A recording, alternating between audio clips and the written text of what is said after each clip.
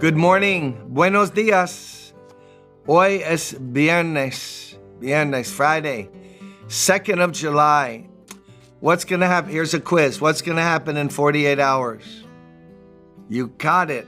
The Brooklyn Tabernacle is reopening for services. Almost 16 months after our last service on March 8th. Can you believe that? So please get the word out. Invite someone. If you can't make it for whatever reason, you can watch it streaming online. But what we want you to do is be there. Be there. There's nothing like being in church in person. Don't forsake the assembling of yourselves. Work through it. Come on. They're meeting in bars, restaurants, Yankee Stadium, Citi Field. Every kind of place is Madison Square Garden. Everybody's at a concert or whatever. Come on, we're not going to fall behind. We waited, we went slowly, carefully. Now is the day to open and minister to those who have been devastated by the pandemic. We've all been affected, some more than others. Minister to them. Rejoice with those who rejoice. Don't resent people who rejoice. Don't be bothered by people who are mourning. How selfish is that? Everybody has to be what you're going through. I heard about a person the other day. No, I'm very upset that people don't understand what I'm going through. No, they're going through a different thing. So you should respect what they're going through. I should too. But they should respect what you're going through. I mean, why do we all have to conform people to what we're going through? It's not right. So, I hope we see you there on Sunday, the 4th of July, 9 o'clock, 12 o'clock. The second Sunday, the 11th, we're having a memorial service at 3 o'clock for all of those who have lost loved ones, family members to COVID. So now we're reading, finally getting into now, chapter 7, verse 7. What shall we say then? Is the law sinful? Paul has just established that by the works of the law, nobody's justified. All have sinned, come short of the glory of God. The law is nobody's route to heaven. Certainly not. Nevertheless, certainly not. The law is not sinful. Nevertheless, I would not have known what sin was had it not been for the law. For I would have not known what coveting really was if the law had not said, you shall not covet. But sin, notice it's like a person, it's a force, it's a power. But sin, seizing the opportunity, see, this is sin not as, he sinned. This is sin as the sarx, the self-centered nature that's inside of all of us. Even after we become born-again Christian, it is still laying there latent in all of us. But sin, seizing the opportunity afforded by the commandment, produced in me every kind of coveting. For apart from law, sin was dead. So what Paul is establishing here is, number one, the law is not sinful. No one is justified by the law. From the law comes the knowledge of sin. Sin uses the law to actually stir up its most vicious brew. But the law, the holy law of God, the commandments, now he's talking here about law. These are the law given to Moses, the moral precepts, and every other commandment that's found in the Old Testament by primarily the moral law of the Decalogue, the 10 Commandments. That law is not sin. That represents the holy nature of God.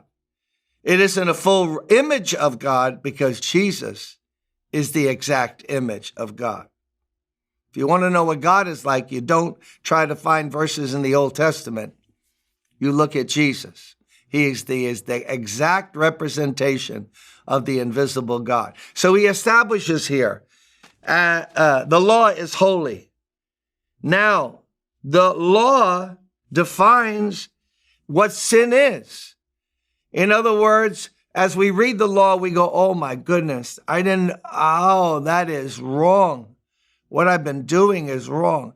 That happens to new believers as they read the New Testament commandments of Jesus. Forgive those who trespass against you. Don't hold bitterness. Oh, wow, I didn't know that was wrong. I thought my bitterness was justified. See, commandments reveal what sin is, the violation of God's law. But this sinful nature, this sin, this sarx, S-A-R-X, let's use not Paul, not you. Let's use moi, me. Jim Cymbala, apart from God and influenced by God, is one selfish, nasty creature. I might have my better days or my worst days, but in the end, when push comes to shove, it's self-gratification is the rule of all of us. Oh, when there's pressure or we might get arrested or there's peer pressure, we hold back from saying what we want to say or doing what we want to do. But at the bottom is I, myself, me, myself, I, the unholy Trinity. That's what's important, not God. God is not the center of the universe. I am. And when I need to be gratified, I will do whatever it takes to gratify myself. And when the law comes against that and says, but you shouldn't do that, guess who wins? The law written on stone, don't covet, or that thing inside me that covets? Not the law. I win. Self wins. Sarx, the sinful nature, as we're going to find out.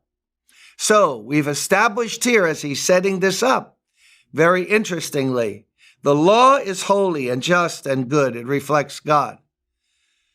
But it's no match for sin that dwells in us.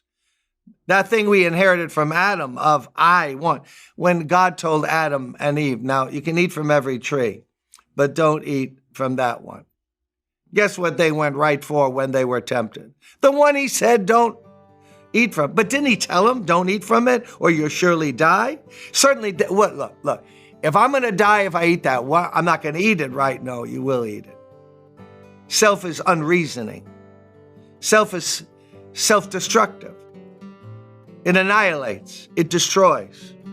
So, actually, now we learn here that the law comes and sin, instead of saying, I yield. There's something about the law that actually provokes sin to reveal how sinful it really is. I mean, sin is bad enough, but when you know that it's wrong, and you're reminded by God's word it's wrong. Sin doesn't say, oh, listen, what?